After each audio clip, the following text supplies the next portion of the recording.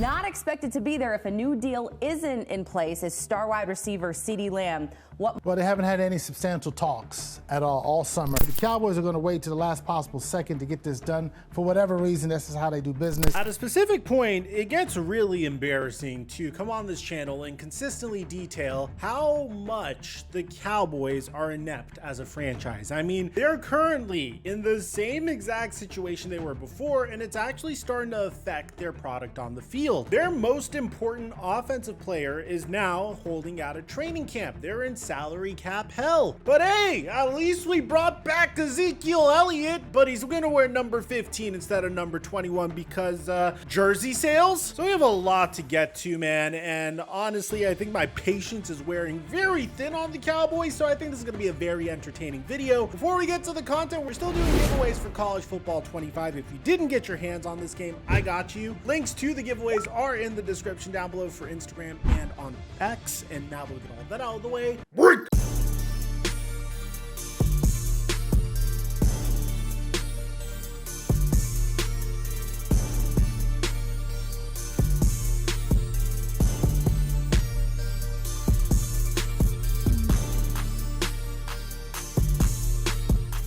check 1 2 1 2. What's going on, everybody? Going into this offseason, Jerry Jones famously proclaimed that we're all in. How do we feel about where we've been in this free agency? We feel great about what we've been in free agency. All in. All in. All in. We're all in with these young guys coming up. And typically when a team says they're all in, they make splashy free agent moves or they make savvy salary cap decisions. I mean, if you happen to be a Super Bowl winning team, you may have had some of your best players poached away from you. But if you're a very savvy Super Bowl winning team, you also figure out ways to improve. But what you don't do as a team that's all in is you don't sit pat and do nothing. And especially in the case of the Dallas Cowboys, there are a lot of questions that they had to answer this offseason. And the craziest part of all is they didn't answer any of them. Except one. What's the future of your defensive coordinator going to be? The answer is we're going to hire the same guy that was coaching us in 2004! That typically works out great! In the case of the Dallas Cowboys, they had some very, very critical decisions that they needed to make. There's no question about it. Last year, the entire engine of their offense was CeeDee Lamb. Going into a season where people were wondering, hey, could CeeDee Lamb be a wide receiver one? Well, Dak Prescott proved that CeeDee Lamb was a wide receiver one. The man lived and died with CeeDee Lamb. It seemed like at a specific point, Dak only had tunnel vision for CeeDee Lamb. And ultimately, CeeDee Lamb ate so hard that he put together a near 2,000-yard receiving season. I mean, it was truly remarkable. 1,749 receiving yards and 12 touchdowns last year. I mean, CeeDee Lamb for many people is the #1 overall pick in fantasy football drafts this year, and it's easy to see why. But on top of that, there's a huge question about Dak Prescott. His contract was about to expire, and he too was coming off of one of his best seasons to date. With his greatest touchdown to interception ratio of his career, his best overall record since his rookie season, he finished runner-up in NFL MVP. He was a second-team All-Pro and a Pro Bowler. The man was prolific, and honestly, we'd be celebrating him a little bit more if he didn't have a meltdown versus the Green Bay Packers. But no one's blaming the Cowboys for having a meltdown against the Green Bay Packers because DeMarcus Lawrence gave us all a very good reason why the Cowboys completely choked in the playoffs. In all honesty, I think the main thing is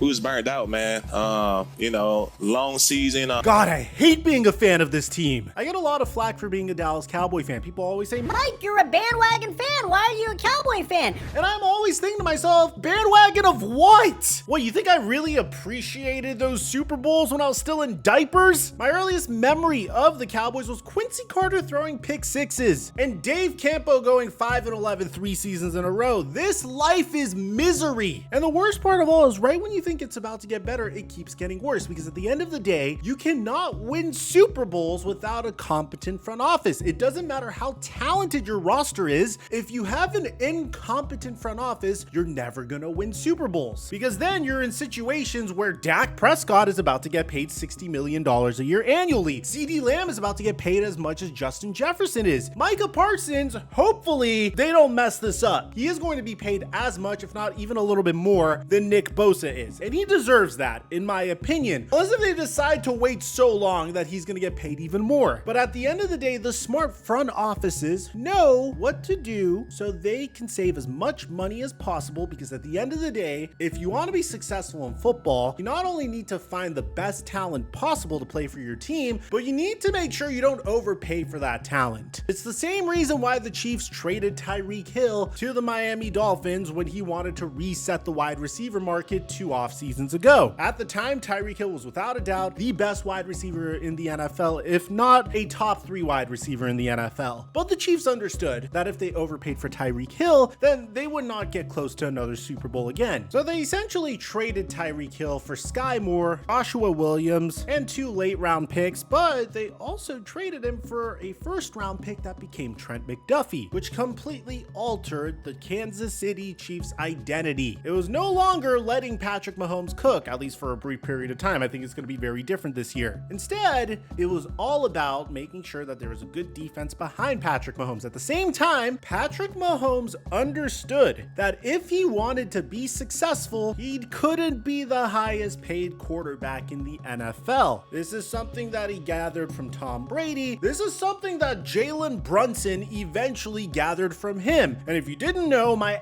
of an evil twin brother, Flight Mike, made a whole video on that, and he keeps rubbing in the fact that he's about to get to 1 million subscribers. So if you guys want to go check it out over there and help him get to that goal, or just go over there and give him the finger, because that guy, then by all means feel free to do so. But the best players understood that if they take little pay cuts, and it could go a long way in securing their legacy. And if you happen to play for a storied franchise like Jalen Brunson and the New York Knicks, or if you happen to make a dynasty out of a franchise like Tom Brady and the New England Patriots, or Patrick Mahomes and the Kansas City Chiefs, the sponsorship revenue will more than make up for the fact that you're taking this gigantic sacrifice for your team to invest elsewhere. This isn't baseball. There's a salary cap, meaning that it's not about how cheap a team wants to be in investing in new players. It's about how much money a team has to allocate towards those players. With that being said, one of the best ways to get ahead of the salary cap is to pay your players as soon as they're eligible for new contracts. Don't drag it on for too long, because if you do, then you end up in the same situation the 49ers are in with Brandon Ayuk. In the beginning of the offseason, rumors were suggesting that Brandon Ayuk was looking for a contract extension at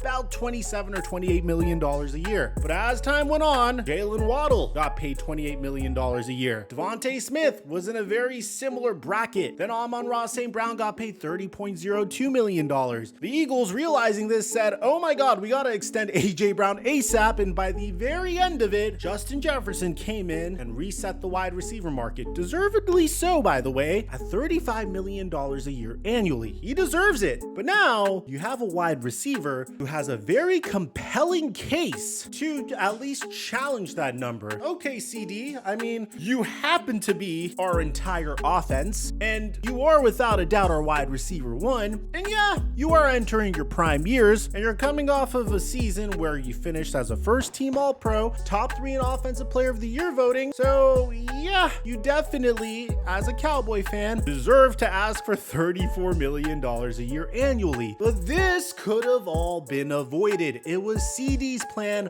all along. If the Cowboys hit up CeeDee Lamb the moment free agency started and told him, hey, we're gonna pay you $30 million a year annually, as much as Tyreek Hill, or you know what, we're gonna pay you $31 million a year annually, more than Tyreek Hill, highest paid wide receiver in the NFL, he probably would have accepted it. But now it's looking like he's gonna want $34 or $35 million a year annually.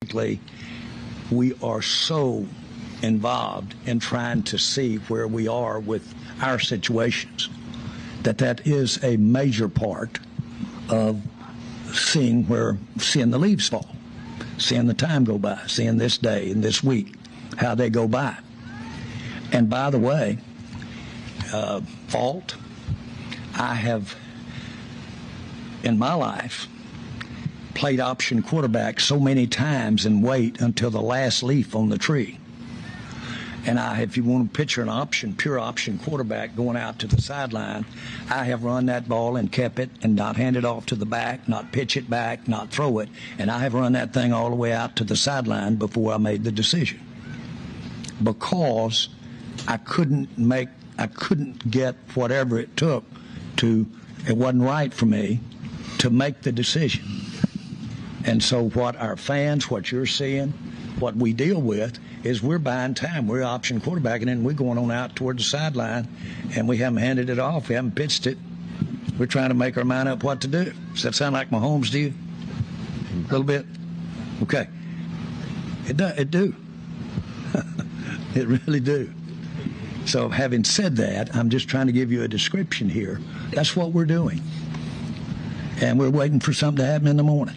The same goes for Dak Prescott, who also has a very compelling case to be the highest paid quarterback in the NFL. Dak Prescott, depending on how he does over the next 4 years, this could be his second to last or his last big contract. And he could get up to $60 million a year annually. And Mike Florio mentions how it's not looking good for the Cowboys. Knows the situation. He's got a gigantic cap number this year. No way to keep him from becoming a free agent after the season. That's an incredible amount of leverage for the player. Because the Cowboys would like to find a way to get it done. They just don't want to pay Dak what he wants. And the Cowboys are screwed in the sense that they, for some reason, felt like extending Dak Prescott and backloading his contract would be a good decision for the Cowboys. And despite that, they still had issues with the salary cap. They still needed to trade Amari Cooper for peanuts on the dollar. Take a look at this contract. And I don't blame you for not understanding this because this is unprecedented. Dak Prescott could leave the Cowboys as a free agent after this season, and the Cowboys can't franchise tag him. Now, for this year, he has a $55.455 million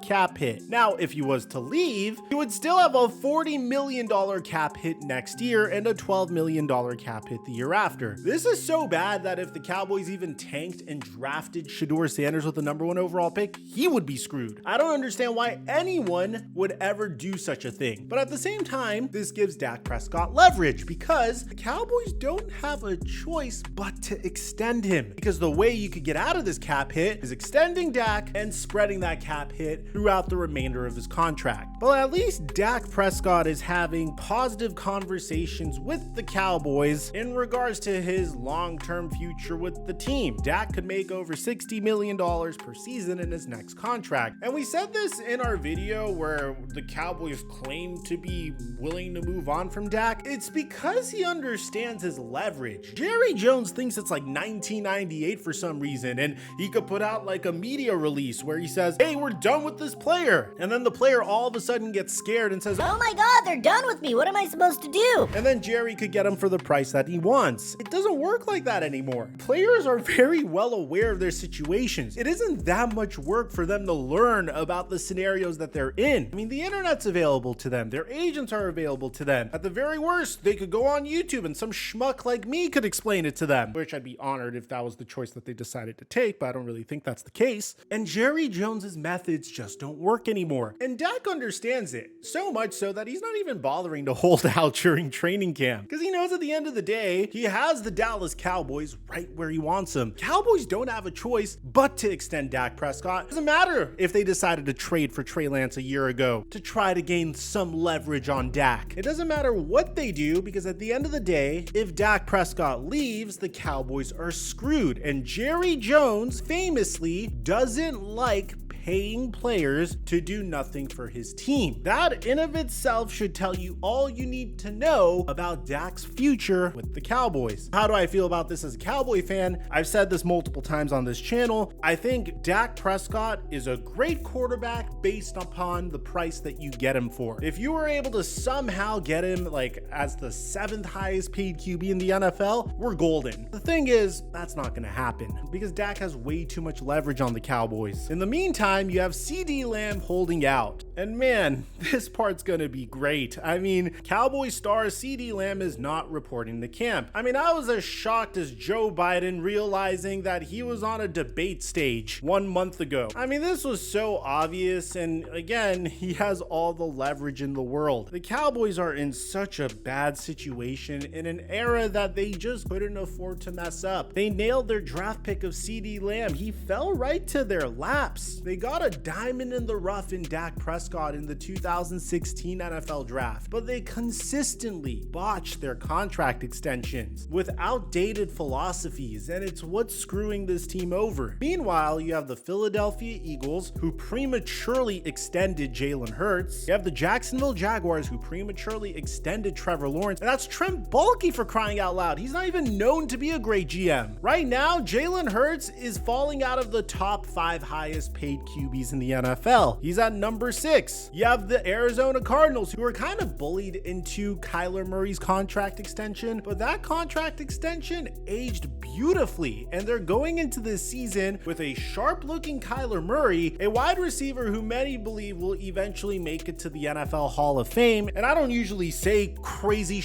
like this about any player, but it's Marvin Harrison's son, for crying out loud, and he does everything properly. I mean, and we're only hearing good things about him in training camp, except for obviously whenever it comes to signing away his rights, which we have a separate video on his situation with his rights. But then when you scroll all the way down, bro, Patrick Mahomes is getting paid as much as Kirk Cousins, and then you wonder, how on earth does this guy already have 3 Super Bowls, one of his best wide receiver course to date, and an all-world defense, and the best head coach in the NFL coaching him? It sucks because not only do the Cowboys not set the trend anymore, they don't even follow the trend, and they're not even trying to innovate. At the end of the day, the Dallas Cowboys just want to coast off of brand awareness and marketability and just make their money and call it. This franchise isn't serious about winning Super Bowls, because if they were, these were problems that could have been solved months ago, and they weren't even difficult problems to solve. Pay Dak immediately. Pay CD immediately. You have no leverage against Dak, and you don't have much leverage against CD. But instead, they just make things harder for themselves, to the point where they're dealing with a holdout with CeeDee Lamb, and Dak Prescott could pretty much ask for anything he wants in a contract extension. If you're a Cowboy fan, let me know in the comment section down below what you guys think about all this, man. I personally expect the Cowboys to not even make it to the playoffs this year. Aside from that, I'm your boy Mike. I'm dropping our mic until our next upload.